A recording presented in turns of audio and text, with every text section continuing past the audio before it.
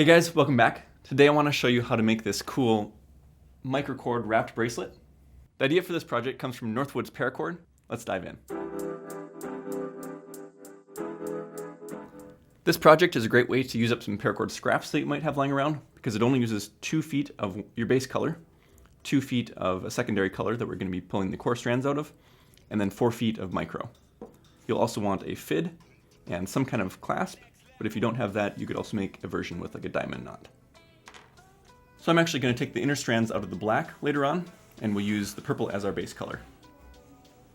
So to make the core of the bracelet, we're going to start off by making a cow hitch onto our closure. And since there's 2 holes, we've got to make that a little bit differently than we would on a buckle. So we're going to go down through the left hole, bring it around to come up through the right hole. Then we've got this little loop here that we're going to put that end down through, like that.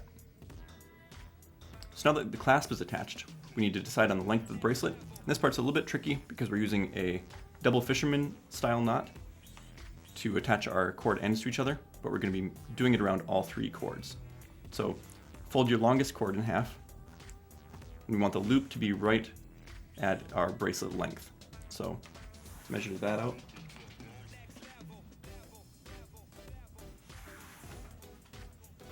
So there we have our longest end folded back on itself with the end of our loop at our bracelet length.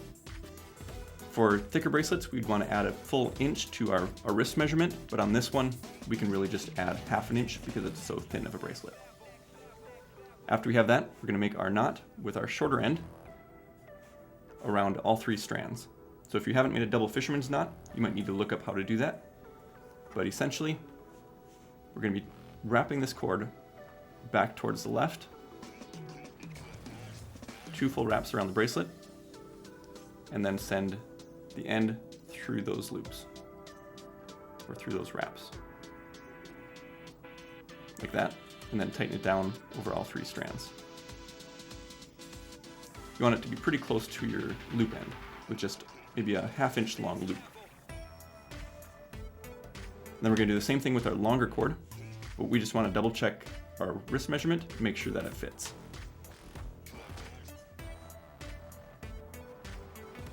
So that'll be just about right. If you need to adjust it, you can just pull on this cord and that'll adjust this loop bigger or smaller. So same thing on this side, except we're going to be wrapping towards the right. 2 times around, and then put the cord through those 2 wraps. And you want this knot to sit up right against this one, otherwise your bracelet is going to change size. Once it's done, it should look about like that, and we can clip both of our ends off and seal them with a lighter.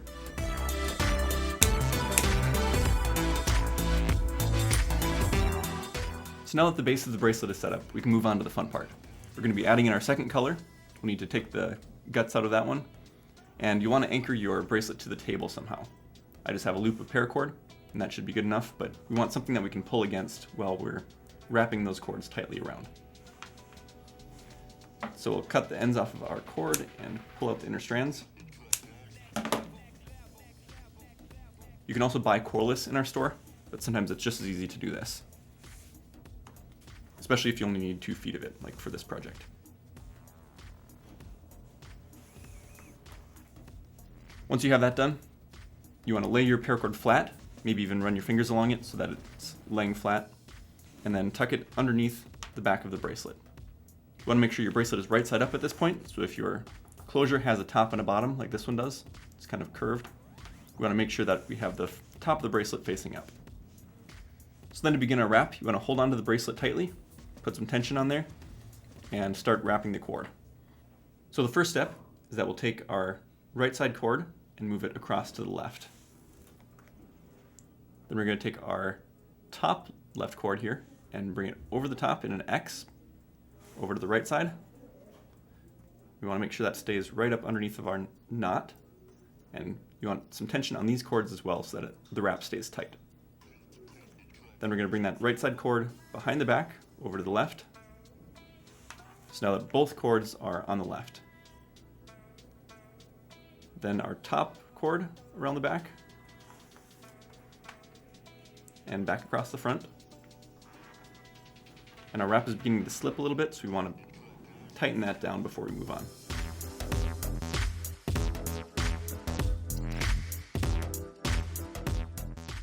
It helps if you can keep your finger behind your last knot. So again, with both of them on the left side, we'll begin again, and this time we're going across the top. So the top one first, and then around the back. Then this one, around the back and across the top. As you're weaving, you just want to make sure that your weave looks nice and even and that each gap is the same size. Then it should also look the same on the other side. So we'll keep going with this pattern until we get to the other side, and then I'll show you how to anchor them inside of this cow hitch.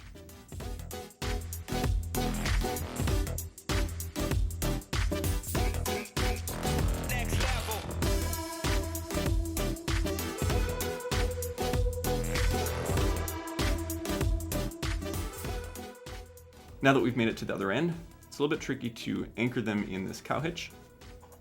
I really find using a binder clip handy. If we can just clamp onto the last couple knots, then we've got something to anchor those in place. We can let go as we loosen up this cow hitch. Put this a little bit farther up. And it might just help to use your fit at this point. I've got these crossing over the top as my last step, so I'm going to wrap them around the back, and this right side cord is going to go through this left side of the cow hitch. So right through like this here.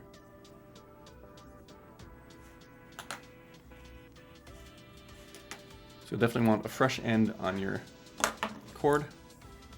With coreless, you can do it this way and just cut a diagonal line and then melt it down. And as it's kind of cooling, roll it in your fingers a little bit, and you've got more of a point to work with. You can even easily screw it into a tiny fid now.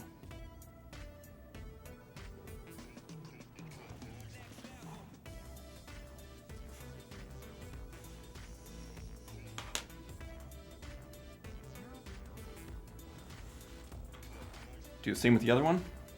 We're just going to wrap it around the back and through that right side loop.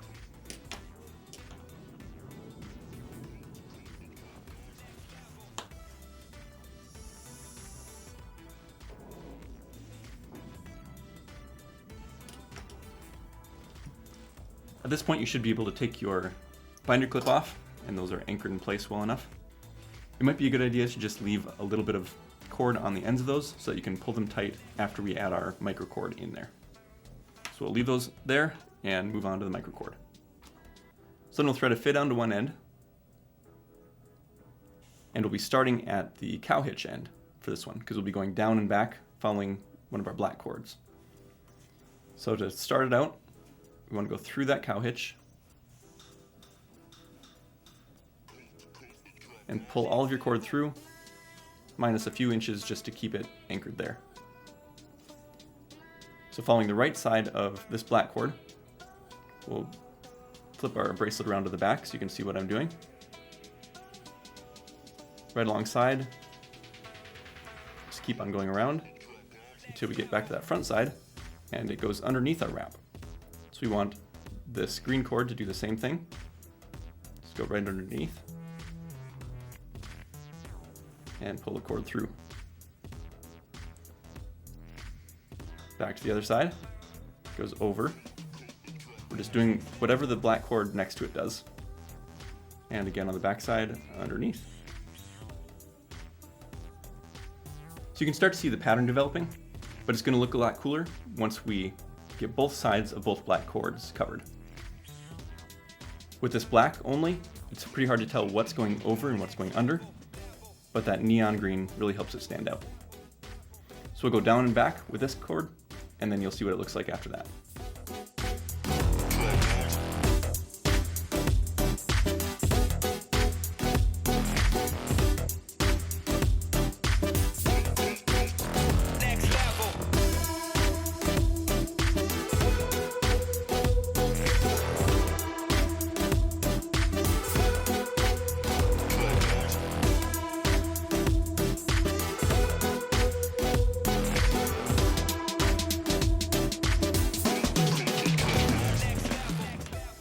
All right, so we got done with our first row of green micro.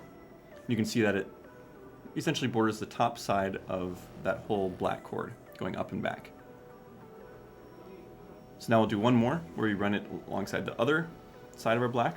So with another 2.5 feet coming into the other side and just following that all the way down and back like we did before, and that should complete our bracelet.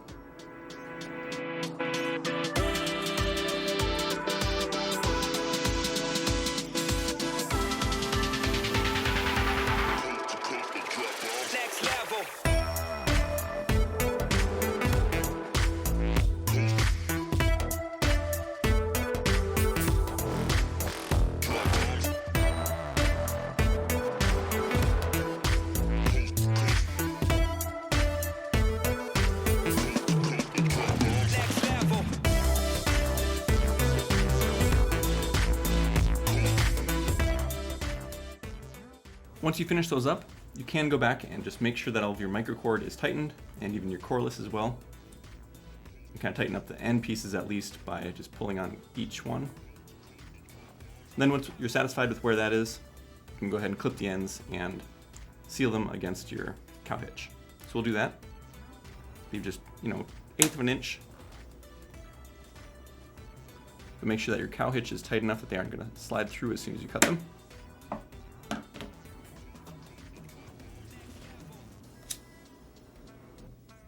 And our bracelet is all finished.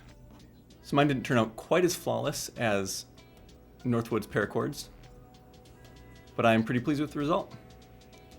See that pattern going in and out, weaving around and around the bracelet. I think it looks pretty cool. And with the neon color, it really stands out. I hope you guys enjoyed this tutorial. It was definitely a fun bracelet to make. It's different from the usual style that we've done, but it caught my eye and I wanted to show you guys. So be sure to check out Northwood's Paracord on Instagram and Facebook. We'll put links in the description. We'll also put a link to the supplies that we used in making this in case you want to make it for yourself. Thanks for watching, and we'll see you next time.